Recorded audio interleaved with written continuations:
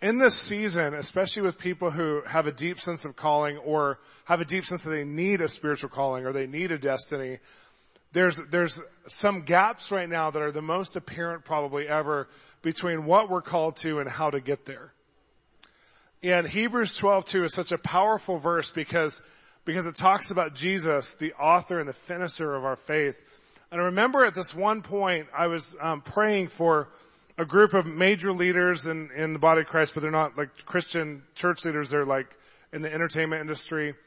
And they were crying out for some special provision and push through and for some of their projects they were working on. I remember just praying for them. And I saw in my mind's eye Jesus in a way that I never had pictured him. Even theologically, like you pray all the Jehovah Jireh, Jehovah, whatever, all the things. I can't even remember all those things because I was never really into it. But it's good though. But I saw Jesus come, and he was coming as the finisher to these guys. And I realized that the God who authored all that he authored in them would not come as the finisher. And that he wants what he authors in us more than we do. And I want to talk to you guys tonight, and I want to hopefully help close the gap in your faith between you and the provision you need to do what you're called to do. Because the Holy Spirit is searching the deep thoughts of the Father in heaven, who had deep thoughts about you and everything you were called to, every purpose he has for you, everything he dreamed of for you. The Holy Spirit searching those things that are still relevant in the Father's heart. His mind has never changed about you. Now realize, when he was first thinking these thoughts, there was no fall. When he was first dreaming of you, there was no conditional thing on the earth where we would be separated.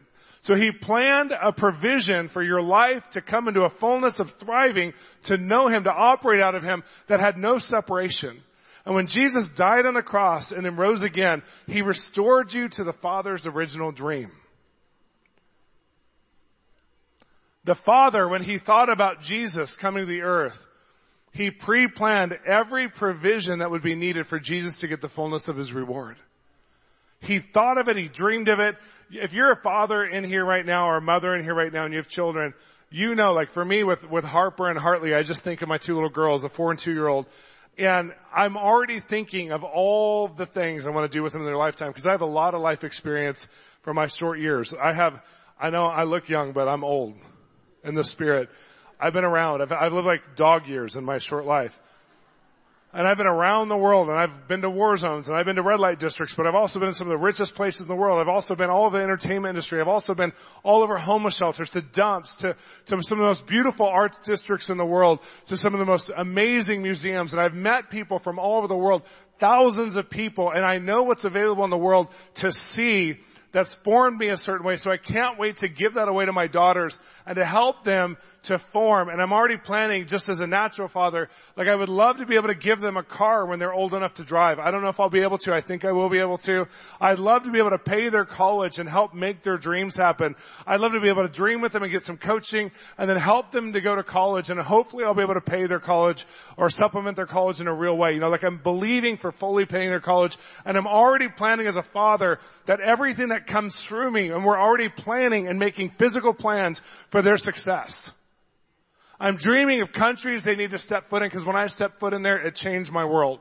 I'm dreaming of places that they have to go, people they have to meet, my spiritual Rolodex, that I'm like, these people have to meet my daughters and pour into my daughters. And I'm just a natural father.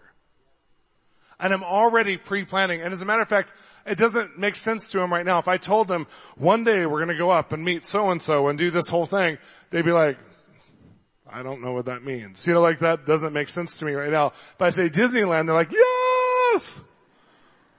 If I say Bill and Benny Johnson are going to come pray for you, they'd be like, Heidi Baker's like your grandma in the spirit.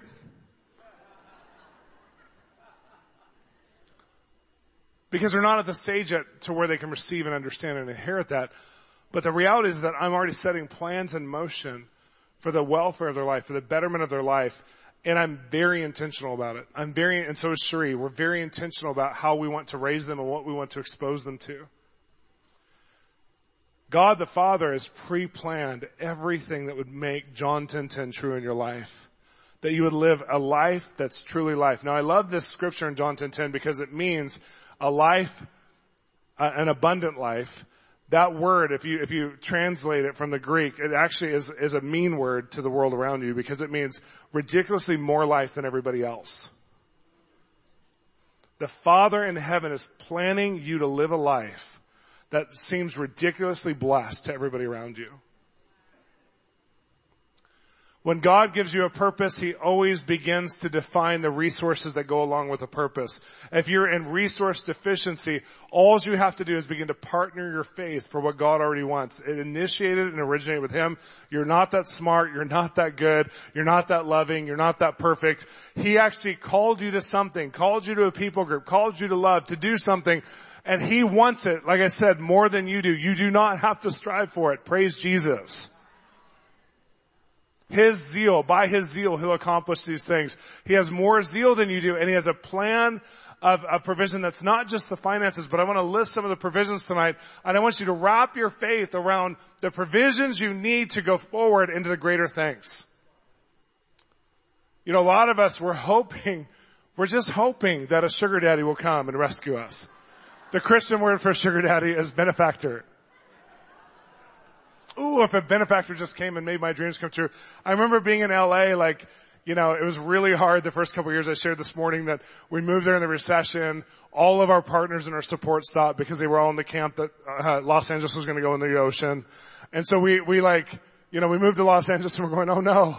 We have no support and it's expensive here. And I remember the first day that I went there to find a house to lease, because we knew we were supposed to lease a house that we could launch our ministry in.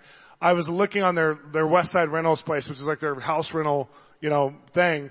And I'm looking on there and God's going, go higher. And I'm like, God, I have this much in my bank account. And He's saying, go higher. Look for a higher priced house because your house isn't the listings you're looking at.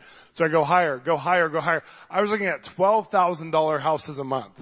I'm like, God, I don't know if you know this, but I don't make that much. And I'm looking at these houses and all of a sudden I see one and I'm like, oh my gosh, this is my house. I'm supposed to live in this house. For a season of time, I will possess this house. And I remember just looking at it going, if I was only like my friends, I have really, really good friends who planted churches that have benefactors. They have people who are like, I will pay your first 5 years of budget for you and your whole team. And they had billionaires or bajillionaires to stand with them and be like, we believe in your purpose. And I'm with my team of 18 people that moved from all over the country, and they're believing, and they're all missionaries, and we all have we've been living in an IHOP budget. If you know what an IHOP budget is, not International House of Pancakes, but International House of Prayer. That means you don't know where money's going to come from. It's crazy. I was the only one who was moderately successful as far as financially, and we had just gone through the slump of the recession, and I lost a lot through some of the recession. So I remember just going, God, I have no idea how I'm going to move into this house. This is crazy. I can't, Lord, I just need a benefactor. And I felt like the Lord rebuked me and said, I have given you the ability to produce resource. Stop trying to get a benefactor and be one. Half of me was like, yeah.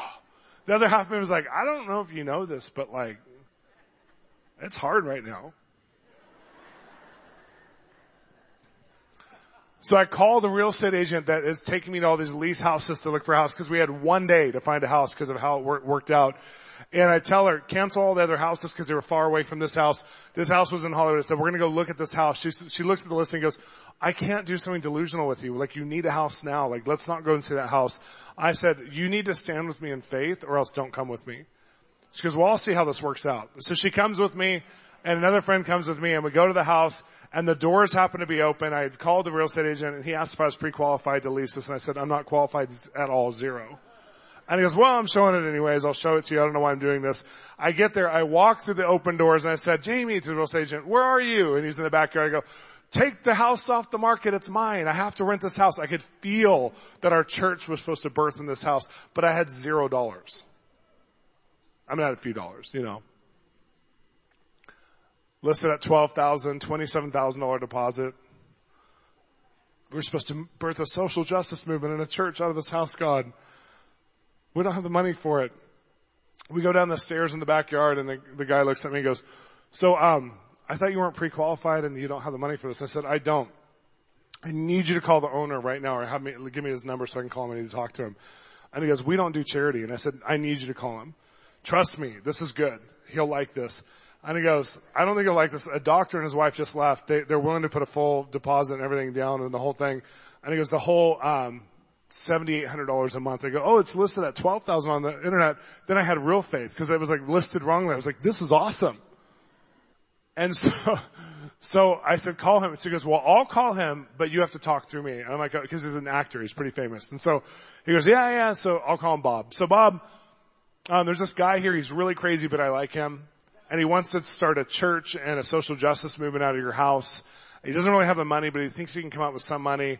And does this make sense to you at all? I know it doesn't, and I said, tell him. And I'm like telling him, like, repeat this. We're going to touch the poor of Hollywood. We're going to do some things here. We're going to help young entertainers get a chance. And I'm like prophesying the destiny of our church. And so he's telling the actor, and the actor goes to a cult, like a Christian cult, but a cult in the city. And he's like, I love, man. And my mom's a Baptist pastor. And if I didn't do this for them, I wouldn't be honoring my mom's memory. So tell them they don't have to do a deposit. And it's only $7,500 a month. I said $7,000. Okay, $7,000 a month. That's great. I'm like, literally have no money. As this is happening, my assistant at the time texts me and says, hey, this group out of Korea is giving you, $3,500. I was like, that's amazing. That's a sign right now. And I'm like, well, now we have enough for 1 month's rent. This is amazing. And I'm like, there's no deposit except for like kind of a last month. He wanted like a last month thing, but it wasn't like a first and last. I'm like, this is awesome. We only have to come up with like 7,000 or 8,000 more. This is great, because we need to paint it. It needed to be painted. So I was like, the money for paint. Then all of a sudden I get a text again as Jamie's like, I don't know if this is going to work for you. Like, well, how's your credit? I go, I think my credit's okay. I think, and he's like, you think for a house this big, can you, like, what have you paid what was your last house? I'm like, I lived in Alabama. It wasn't much. He's like, we can't trust you. I get another text that comes through. Oh, I misinterpreted, or they spoke wrong because they tried to speak English. It wasn't working. And so they're actually giving you $7,000 or $3,500 a month for 6 months. I'm like, ooh, this is getting better. Now we got we have half of the rent. We have half the rent right now. We're fine for every month for 6 months. And he goes, I still can't do this. This is really rough. And I'm just sitting there and I'm standing in a place of going, God, you have a resource for us. You've called us to Los Angeles. I'm standing out on a limb of faith. For some reason, I feel like this is the house we're supposed to birth this from. And all of a sudden, Jamie goes, hey, it's funny history. He's like arguing with me. And he says, it's a funny history.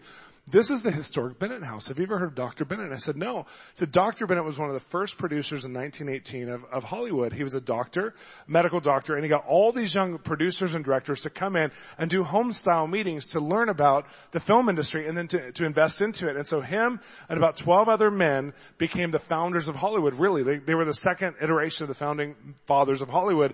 And it started right here in this house. That's why it's called Bennett Street. This is a historic house. We just got a word right before this that we're going to make history in Hollywood. I was like, this is my house, Jamie. We're going to do that again. You need to let me live in this house. He goes, I don't know why I'm telling you this story. I've never told anyone this story before. This is really weird. Okay, well, I don't know if I can trust you. Right then a text comes through. I misunderstood the Koreans again. It's not $3,500 for 6 months. It's $60,000. I go, Jamie, I have $60,000. It's coming to my account tomorrow. Are we okay? He's like, we're okay. We moved in.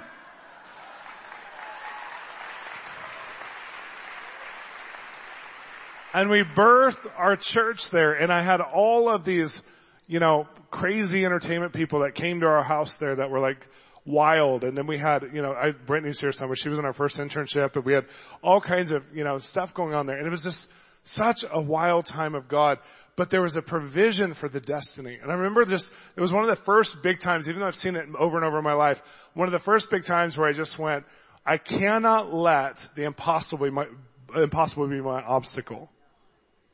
I just cannot let it, because if we have a calling, the Father who loves us and loves what we're going to do for him more than we do has a provision. And it's not just finances. So I want to list some of the provisions that you're going to get to help do what you're called to do. And I want you to tie your faith to him, because it's going to help you a whole lot. And I wanted to start by just saying you are an empowered financer. You may feel like I have a terrible credit score. I've been bankrupt. We've lost our house. We've gone through this. That means nothing. Most millionaires in America, I read a book called The Millionaires of America, and it says that the average millionaire in America has been bankrupt 7.5 times. I've never been bankrupt. I feel fine. But if you've been bankrupt once, it is not your disqualifier. You know, I feel like many of us in here have because we've had a season where we weren't trained right, we didn't have the tool set, we feel unempowered financially, and so we're looking for a sugar daddy. But if you get a sugar daddy, you'll be controlled by their agenda, I promise. I remember one couple came to us and they said, we want to give you this property. We'll give you $1 million a year for your ministry. We want you to come and see the property. We got there. And then they started saying, and we want you to dress this way in suits. And we want to bring Terry McAlmond to be your worship pastor. And we want to do, and they told us, and he's a wonderful man, but I mean, we were like all 20-year-olds, you know. And I looked at them and I go, I can't do this. And they're like, why? And I said, because there's strings attached. And they're like, Shawn, we're not controlling. It was one of those moments where I learned that if you go with a sugar daddy and you don't believe in God through you to create your own resource, then you'll live under something that you'll never be free. It's worse than debt. So I just wanted to start with that point, that you have the ability to produce finances. Let me tell you this. Let me dig that a little bit deeper real fast. God gave that to the Jewish people. Do we have any Jewish people here? We love you. The promised people of God. I don't have any replacement theology in me at all. You're amazing. God has a covenant with you. So here's the deal. That scripture was given to the Jewish people. We're grafted into it a little bit, but that scripture was given to the Jewish people. And when you understand that, in the entertainment industry, Hollywood Weekly put out a report about, I don't know, it's been 5 or 6 years now. And they said the top 200 decision makers in Hollywood, how many are Jewish? And then you flip inside and you look at it. How many do you think are out of the top 200? 200! I was reading Business Weekly and I'm reading through like the top 500 banking professionals and it broke them up by races and demographics. Over 50% in the entire world, the top 500 banking individuals are Jewish. This group of people that was almost genocided 700 times are thriving in certain communities and occupations in the world right now. That is a sign and a wonder. God's given us the ability, He's grafted us in to produce the resources needed for the job. And you need to trust yourself that if God's given you a calling, there's resources attached. And a group of people several years ago did a reverse engineering on the Jesus People movement, and they tried to figure out how much did that revival cost. And they found out that it cost hundreds and hundreds of millions of dollars for millions of souls to get saved. Nowadays they're thinking it's going to cost over $25 billion for a 1 million soul harvest. That means that you have to produce resources if there's going to be a great harvest. Because we need resources and finances to see these things happen. I'm friends with Daniel Kalinde, who's the successor of Reinhard Bonnke. And I've loved Reinhard all these years and had a privilege of being around him. And I remember Daniel was telling me, like, we've had 33 million documented souls. Not undocumented, not the people who just raise their hands, but the people they do 6 months of follow-up with. In that ministry in 30 years, like 33 million people. And I started to ask the finances of it. And I was like, this is amazing that they can plan how much they need to do for crusades and the follow-up and everything else. And he's telling me the numbers. And I'm like, I love this because you can wrap your faith around a real number. You can wrap your faith around a real understanding of when you understand the calling and say, okay, God, here's what we have to produce. So I want to encourage you tonight, don't be afraid of finances. Don't be afraid of the money it takes to get into the calling you have. Don't be afraid to be a father or a mother of finance, that you're going to be a benefactor. You don't need a benefactor. You may get one, but you don't need one to do what you're called to do. And it's important for you to understand that, because if there's any part of you that has an unsanctified thing that says, I'm not enough and I hope somebody comes and rescues me, the enemy will take advantage of that and put you under control. The enemy will be like, ooh, I can get somebody in here who meets that need real good, and traps them. And I've seen it happen over and over. I've been on over 75 advisory boards, and the messiest situations always happen around finances. Every time. And it's usually because someone has insecurity where they don't believe that they can produce resource. Some of you today are like, it's never worked for me. Get the skill sets and the toolbox that you need for it to work for you. There's education. For most of you who are over 40, you can get free community college classes on just finance. You know, there's all the books that are out there. I mean, Dave Ramsey's a good start for Christians. I mean, there's so much out there that you can do to get empowered financially. But wait until you get over the hurdle of I don't feel powerful to where you start to feel empowered and you go, oh my gosh, it's on. Oh my gosh, my dreams aren't only possible, now I'm dreaming with everybody else. I'm no longer becoming a sucker that's going, I hope somebody will prophesy to me about my dream and help me with my dream and help me. But once you start getting empowered, you go, not only will my dream happen, I no longer have to focus on drawing attention to it, because now I can draw attention to other people's dreams and I can help father them and believe in them. That's what we're called to be. I won't labor over that anymore, but I just wanted to bring up the finances one. Of course, that's a provision for our calling. Of course, there's finances for your calling. Of course, there's opportunities that will bring the finances, that part of the resources to it. But another resource that we have, which I love this resource, and a lot of times we look at this for unbelievers. Oh, the gifts of God are irrevocable. And we look at that for unbelievers and we go, that's why so-and-so's gifted in their talent or whatever, in their skill in the music industry, because the gifts of God are irrevocable. But a better way to look at this is that it's Romans 11:29. God, He always consistently recreates calling and opportunity in your life to bring about the promise. What He put in your life, you cannot revoke. The things that are in your life will keep going on. They will keep happening to you over and over and over. So even if you stop partnering to God, you'll still have a measure of success in the areas you're called to. But when you're partnering to God and you feel like, I don't know, like, will this even happen? You have a resource from heaven that says what He's put in you cannot be revoked. It's the same statement as the word of the Lord will never return void. The calling of God will never return void on your life. So you can stand on that in the Spirit and go, wait, I have something in me that God would not put me on this earth and allow this to return void. If I just partner my faith to Him, no matter what, it'll get awesome. No matter what, something will shift in the Spirit, and I will always have a new opportunity in this because it's a resource from heaven that I cannot fail. The promise cannot fail because it's His promise, not mine.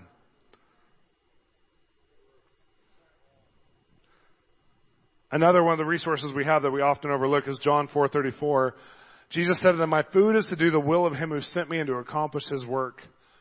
Do you realize, like, a lot of people, they disqualify themselves in shame because of maybe a sin or because something they've done. And like, oh, I can't do that. I remember one of my worship leaders came up and he'd been struggling with pornography for a while, but he got into like a Celebrate Recovery type program. And 1 week during the whole program, he came to me and he goes, I had a relapse this week and I just feel like I'm not in a good place. And I said, he goes, I can't lead worship tonight. And I said, did you repent? And he goes, yeah. And I said, are you managing yourself? Are you in the program? Or have you taken yourself out of the program? He goes, no, I'm in the program. I said, you need to lead worship. And he goes, no, I can't do that because I just sinned. I'm like, no, you're doing penance now. I don't understand this. Like, you're in a program. You're in a safe place that I trust in you. You had a relapse from something you've been doing for 10 or 15 years. And now you're disqualifying yourself. You're actually in a really safe place. You need to see God in yourself tonight through worshiping Him because it will feed something in you that's the God identity in you that will cause you to say no to sin. And he goes, I don't know if I agree with this theologically. And I go, well, just try it. Test it. So he gets up there and he leads worship, and it was the best time of worship he'd ever done in his entire life. And he literally got sustenance from doing the will of God over his life. One of the greatest resources that's often overlooked is that when you see God inside yourself, it feeds you. When you're doing what you're called to do, and you do it like because you want to do it, not because someone's asking you to do it, but because you want to do it, it will feed something in you that's part of your core spiritual identity that becomes a resource to you. That's why we find people sometimes get addicted to ministry or media or entertainment or whatever, because in that world they feel the most celebrated, they feel the most alive, they feel the most themselves. But when you do it in balance and you allow it to be a healthy thing that feeds you, it's actually really good. Jesus said, I had this food you don't know of. It's to do my Father's will. Have you ever ate that way before?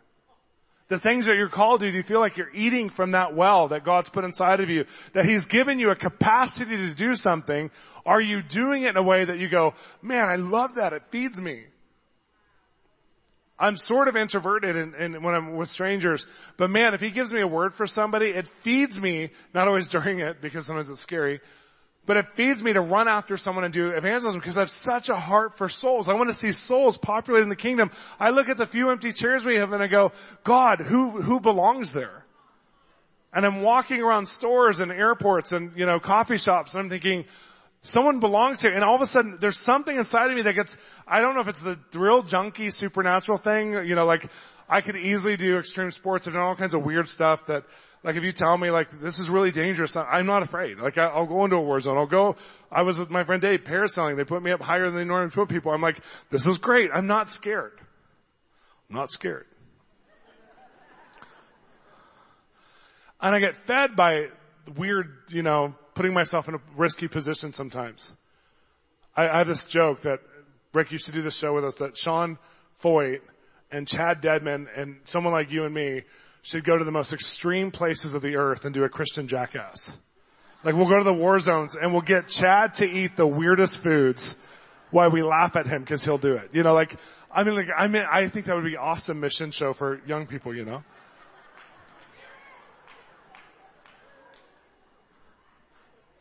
I was in Starbucks the other day, and there was a lot of people there. It was Studio City, and there was a girl across from me, and this is a few months ago, and I look over at her and I go, hey, you! I'm not that guy. Todd White is that guy. I'm friends with Todd. He talks to everybody around him. If it's a flight attendant, she's going to be talked to. If it's a person next to him on the plane, they are a divine appointment no matter what. Todd is an extrovert. He will talk to everybody, and he just has this heart to love everybody. I'm like, I treat everybody around me like we're in the men's bathroom and it's a urinal. You do not look around. You don't talk to strangers. Cherie was a little, like, shocked when she first married me because I'm outgoing and we're groups where I'm known, but then all of a sudden a waitress would come up and I'd act weird, and she's like, why are you being weird right now? Like, just be nice, you know, normal. And I'm like, I don't know, it's just... But I say to this girl, hey, you! And she goes, me? And the whole restaurant's like, or the coffee shop's like, her? I go, yeah, you. I'm a Christian, and God just showed me that you threw your script away. And he says, get your script out of the trash. She goes, what? And I said, he put a screenplay in you. Get it out of the trash now. So this is I had to say it intensely because it's across the place. And everyone's like, what's happening? And she goes, no! And I go, he says, get it out now. And she goes, you have no idea. And she's saying this in front of everybody. So she goes, this is my last coffee in LA. I'm leaving LA. I've deleted my script. I've deleted my screenplay. It's off of everything. I have one more copy. I was going to throw it in that trash can as I leave and leave LA forever. I go, I don't think that's a good idea. And everybody starts clapping. For real. Like, it turned out, it was one of those moments that I was like, this is so, like, TVable. Like, this is so, like, I mean, we had a great talk and it was intense and prayed for and just resuscitated her calling, you know. She's not even a Christian. And I got food from that. I walked away just going, oh! God is huge. Not like Sean is huge. God is huge. I love His love. I'm addicted to His love. He changes someone's identity in a second. And sometimes when you're discouraged and when your heart's aching, it's because you're not getting fed by the things you're called from. Some of you haven't been in the place of your calling for a while. So there's party that's starving and exhausted with normal life because you're not being fed by the things He's called you to do, and you've given up on something, or you're waiting for somebody to make it happen for you, or you're hoping that somebody will want it for you. And I'm telling you, nothing that I've ever had has somebody handed me. As a matter of fact, when I was in Los Angeles, when I was in Kansas City and I moved there to be a part of the prophetic movement, everybody goes, it must have been easy for you because you were hanging out with all the prophets. All the prophets competed with me and didn't like me at first. I was a young guy who came on the scene, and there was rumors that I might be anointed, and they got scared. So people would be like, you're with this person, your life's so easy, and they're your friends, and they're pouring into you. I'm like, no, I'm competition, and they're afraid of the next generation rising up. And it took years before they even would be nice to me. I'm just being honest. Like, I was hoping that somebody would open the magic door and wave a magic wand, and I'd be like, my fairy godmother.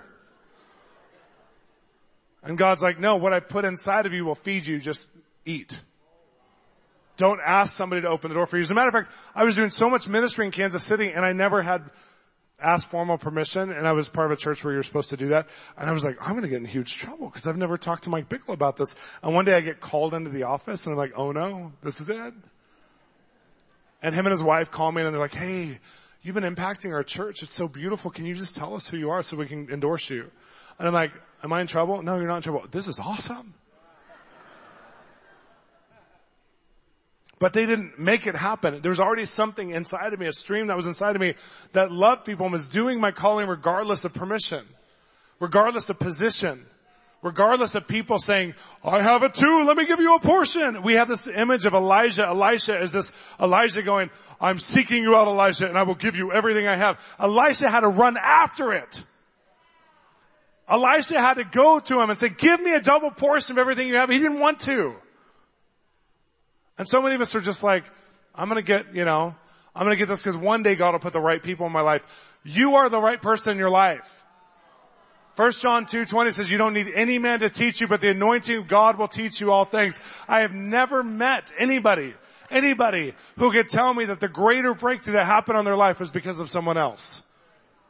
Unless it was an act of love that was just providential.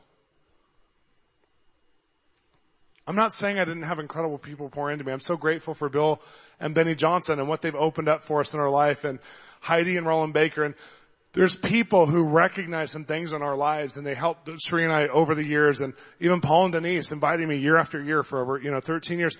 I mean, there's people who are placed in your life, but they're not the people who are the fire starters or maintainers for you. You are called, just like Paul said to Timothy, I remind you to fan into flame the gift of God that's inside of you. He's purposely saying, I cannot fan this into flame for you. I cannot keep you on fire. If your fire dies, I can only maybe resuscitate you a little bit. You have to live in a place where your passion for Jesus fires you up, and when you do your calling, that it feeds something inside of you that keeps you going, that you protect that at all costs. And if you let that go, it's on you. And the body of Christ in the Western world hates this message because we hate being responsible for ourselves. We just do. We want to live vicariously through someone else. That's why we have usually one teacher per church who teaches everything, and we just get to sit and listen for years. We have a better Bible school education than all of the theological graduates of the 1950s. Because we have so much more available to us now. Okay. Happy thoughts. One of our resources that God gives us to fulfill our calling is signs. Isaiah 29 verse 14, therefore once more I will astound these people with wonder upon wonder, and the wisdom of wise will perish, and the intelligence will vanish, sign upon sign and wonder upon wonder. The Bible is filled with a God who gives us sign overload. He gives you signs to confirm your calling. One of my most favorite stories is about moving to Los Angeles, and I was getting 11:11 and 22:22 since I was 26 years old, all over. It would be on receipts, on hotel rooms, on hotel bills, on, Oliver, have you ever had like numbers appear like everywhere because God's trying to tell you something? So you're like, God's trying to tell me and that's why I'm seeing it all the time? I just thought it was crazy. Yeah. God haunts you worse than the enemy can ever haunt you. He is so much more of a teaser than the enemy is. I mean, God's like, let me put something in you that confuses you and confounds you for years until I can explain it to you. Just read the Old Testament, you'll get it. So I kept thinking, I figured it out. I remember when the call started, and Lou Ingo and I both had Isaiah 11:11 and 22:22. And I'm like, finally, I'm in the call. I get it. We're breaking out for the nation. God's like, no, that's not it. But this is good. It's good revelation, but it's not your final destination with these numbers. And I remember asking God, why do you give us signs like this? And he said, because I can build the culture of what I'm trying to tell you in you. And it's not just a word or a message, but it's a life. It's a DNA. So I remember after seeing this for years, people would give me like words all the time about 22, 11:11. I mean, it was ridiculous how many words I got. And one day when we moved into Los Angeles, we did this conference called, some of you guys came down for it, the Renaissance Spirit. And we had a group from ICLV come down to that conference. And it was just this little conference with like John Mark McMillan and Joanne McFadder on the creative spirit. And it was so cool because this Methodist pastor came at the end of this conference. He had heard about us and the Lord told him to come, a Methodist pastor. The Lord tells him to come and offer the young people who are hosting this conference, who he's never met, to use his Methodist church in the middle of the city. So he comes to me and he says, do you have a permanent placement or a building? We're still in our house at the time. I said, no. And he goes, come meet. It's in the center of the city. It's down in Olivera Street. It's the Mexican part of the city, Little Mexico. And he goes, come meet with us. Come be down there. We'll open our church for free for you. And I'm like, this is amazing, Tony. Thank you so much. And so he goes, but you need to come and meet with me. We're going to do intercession and pray together. I'm like, who are you? You're Methodist. Like, this is awesome. Like, you know, and we go down there and he brings me, there's literally a mariachi band practicing. We had tacos first and a mariachi band practicing. I'm like, Tony, this is like for real. Like this is like, we're in like one of my new favorite parts of the world. And we're standing in the middle of this, you know, square where they do quinceañeras and all these crazy things. And we're in the middle and all of a sudden and he pulls me somewhere, goes, don't look down. And I stand and he goes, the Lord told me to bring, I don't know you. The Lord told me to bring you here and stand you on this spot. I don't know why. But you're standing on the center of the city where the people who formed LA first came. And I look down and there's a plaque that says, you are standing in the center of Los Angeles, the city of angels. It's in both Spanish and English. And it says, which was formed by 11 men, 11 women, and 22 children. And I fell to my knees and I began to weep. And I felt like the culmination of the resource of all the signs all of a sudden paid dividends. Because where I had people who were against me moving to LA, there's people who didn't understand. Our finances were hard. All this stuff was happening. And I'm in the city that I've fallen in love with and dreamed about for over a decade before I moved there. And I fall down and I'm like, these are my people. This is my city. And the sign, I can't even explain it to you. We were at a hard place that day and it was no longer hard. And we went through 2 years where it was no longer hard. And we had some hard circumstances, but I would just feel like the energy of God. Just when Paul says, I'm compelled by that Christ be formed inside of you. I was compelled in every fiber of my being that Christ be formed in Los Angeles. And I would be in traffic and I would be the most delusional person. This is awesome. Like I get more time with God because thank you God for traffic. I would miss these people if they weren't on the road with me. Thank you for all these people in their cars. I'm literally like every time I got in traffic, I would start to celebrate. I was delusional in my faith for like 2 years because I was so full from God culminating 10 or 13 years of signs in one moment. And signs are a resource because we are led by a God of love who loves to show us what he wants us to do. And he loves to haunt us with it, and he loves to torment us with it, kind of. Traumatize us with it sometimes. He tells us over and over and over things, and he expands upon what he originally said to you. He will never leave you sightless. You may not like how he tells you things because he may give you dreams. I hate dreams. I absolutely hate dreams I have to interpret. My best friend's a dreamer. He tells me his dreams. They take 30 minutes on the phone to tell me. Sometimes every day he'll tell me dreams. Sometimes it's once a week. But when he tells me a dream, I literally go into autopilot like, oh God, please don't make me interpret this. Don't make me do it. And some of his dreams have been exactly what God wanted me to hear to lead us. And it's so frustrating because I'm like, just shoot straight with me, God.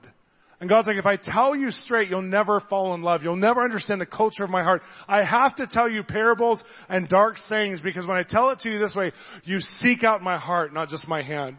You seek out my nature, not just what you want out of it. So when he gives you signs, it's a resource to you. And it's a progressive conversation. He starts the conversation one day and you're like, Lord, you only said half a sentence. And he laughs and he goes, I know, it's great.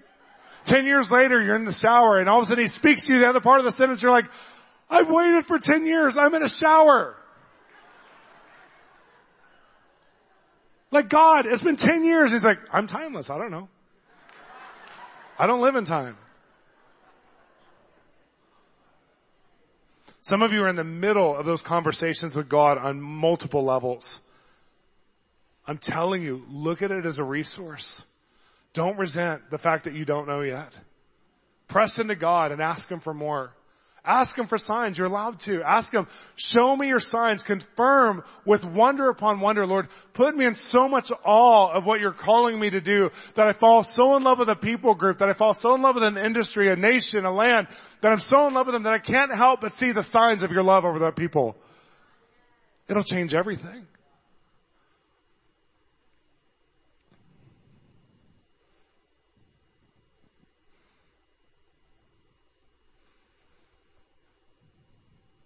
The next resource is knowing that God will always release what he's put inside of you, and he'll never develop something inside of us that he won't deploy.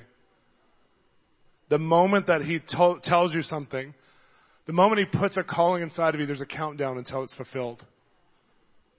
Even if it takes generations, he'll never let it return void. Hebrews 11 says, even those who were left undone, that their promises didn't happen, had you to look forward to, because they knew when they got to heaven that there's other generations that would carry it into its fullness, and they don't feel incomplete because they have an eternal mindset. There's something selfish in like a 20-year-old who's like going, I have to complete it all in my lifetime. I'm it.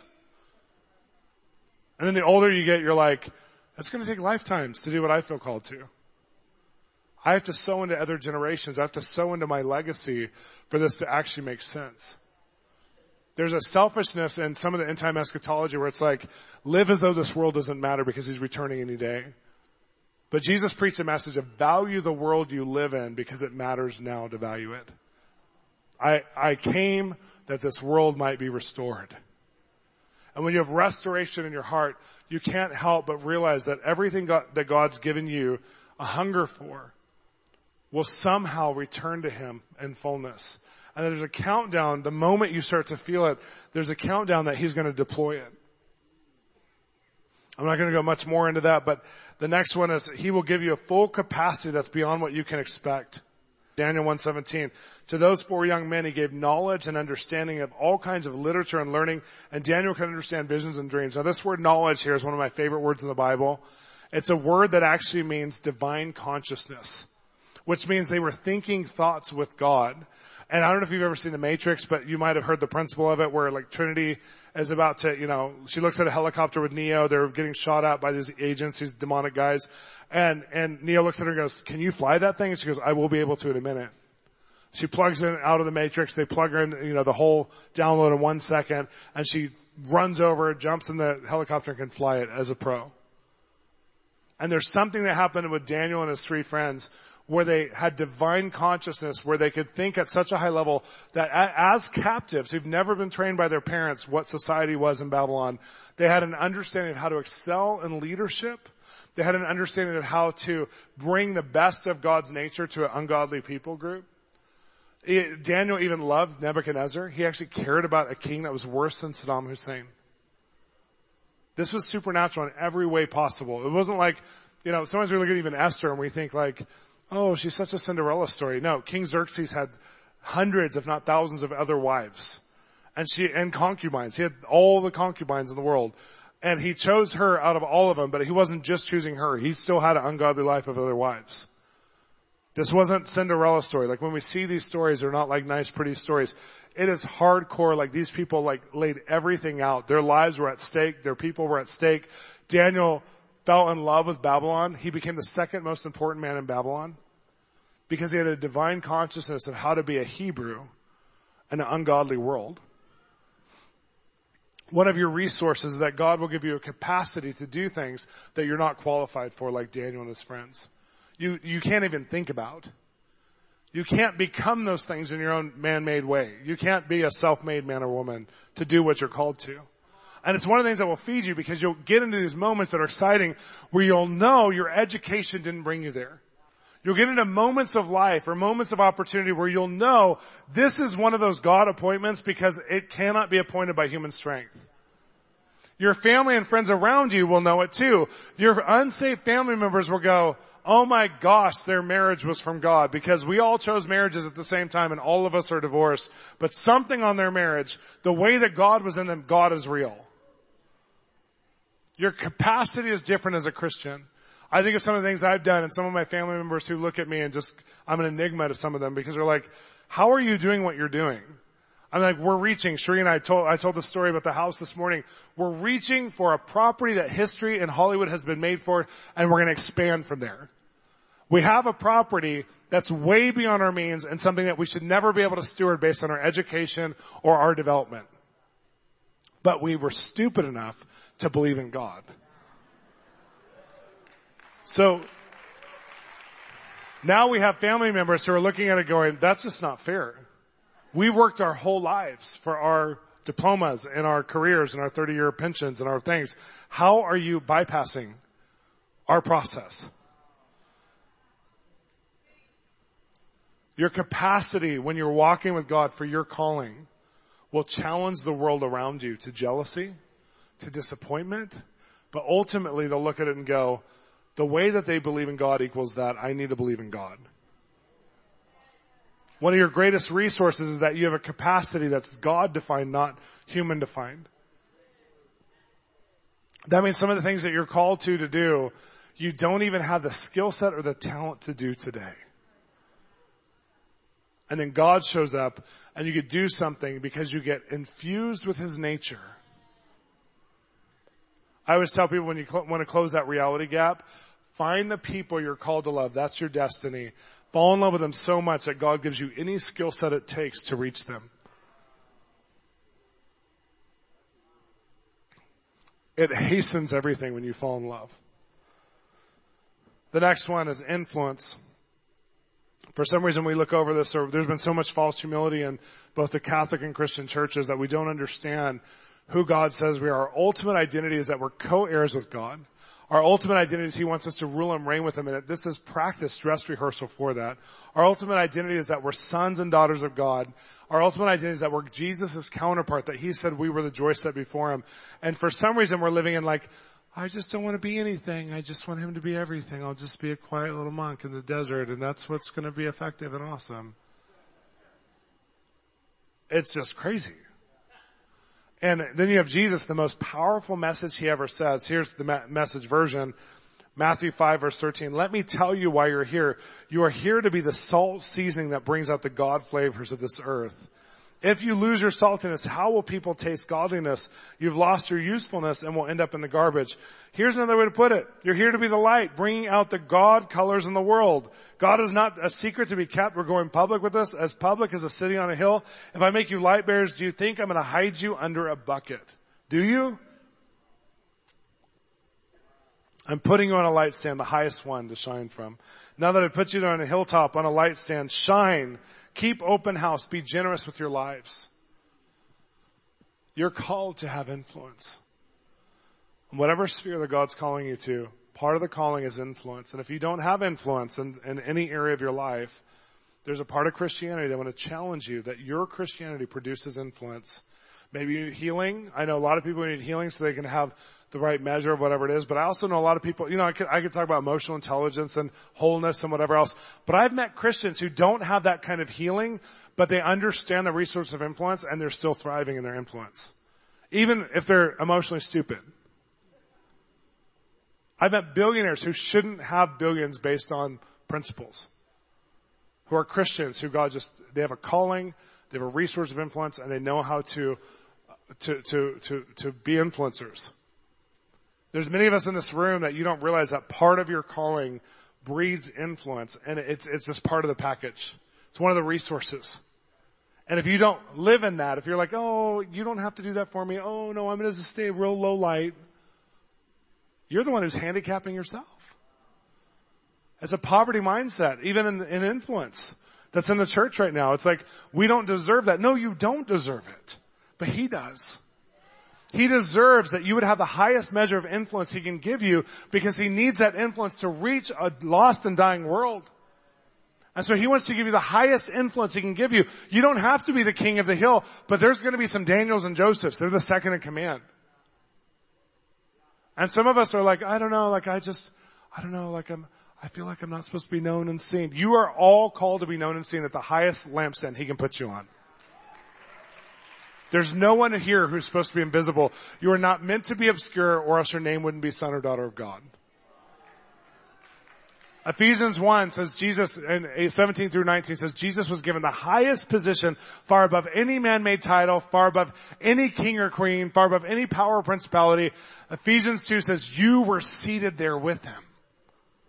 In that place. If you decide you don't want to influence, you're forfeiting your sonship. Because you're not in the mood. Or because you have bad theology.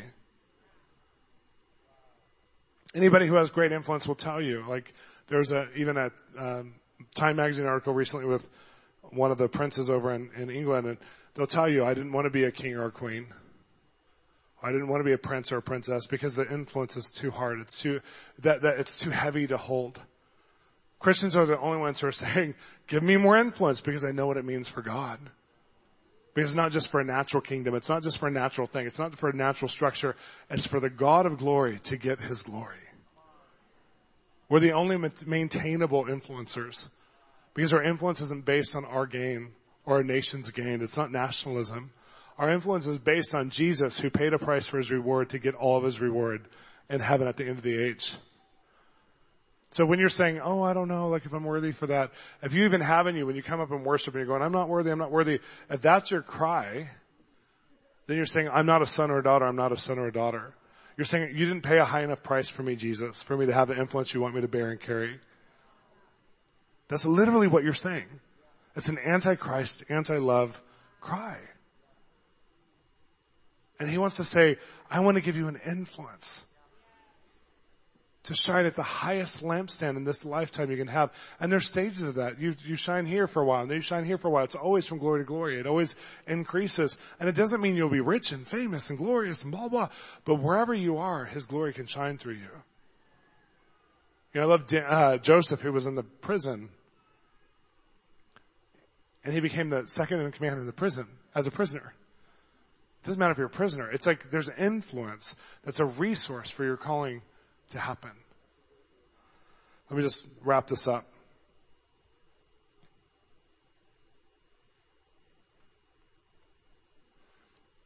Hebrews 12, where it says Jesus is the finisher, not just the author.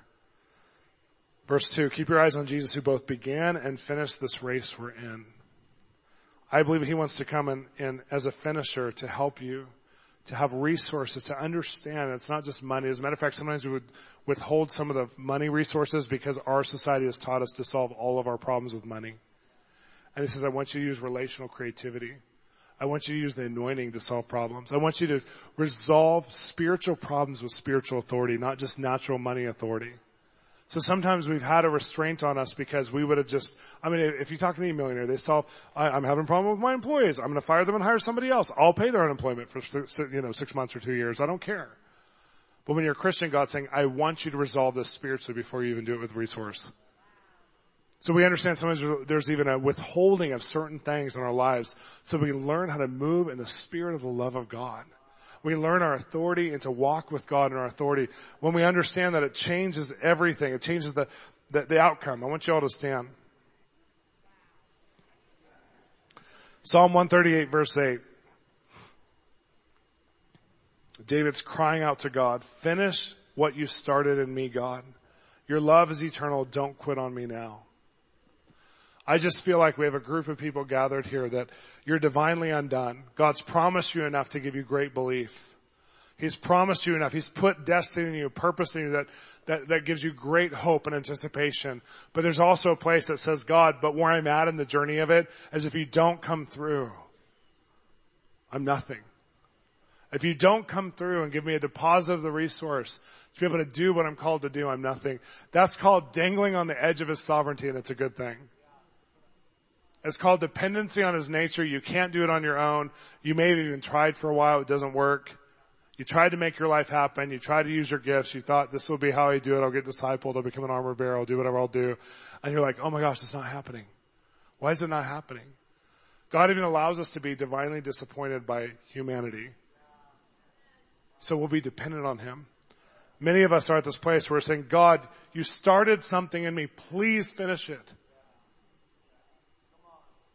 I want to pray for those of you who feel that tonight. I want to pray for those of you who are like, God, I have to have my next installment. And it has to be such a substantial installment, God. It can't be. And that hunger is it's called hunger. It's like, I don't know if you've ever been hangry. Desperation, another word for it is hunger. You're hungry. What does God say? Blessed are the hungry, for I will feed them. How many of you want to be fed tonight? So I want you to just put that hand on your heart. And Holy Spirit, finish what you started. We cry out, Holy Spirit, like David, don't quit on me now.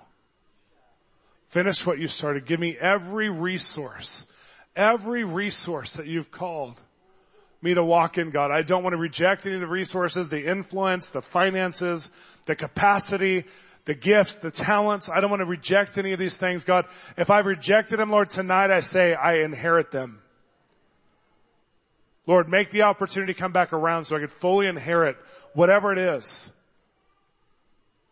I just release over you faith that you're a powerful steward of God's resources, that He can trust you. He can trust you with what He's put inside of you.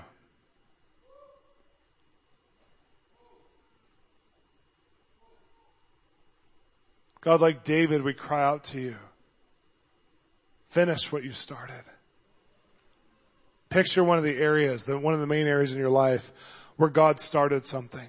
Let Him minister to that area of your life. I would never call you to something that I wouldn't put my energy in as a father to help you. I would never ask you to do something that I wouldn't walk with you all the way through.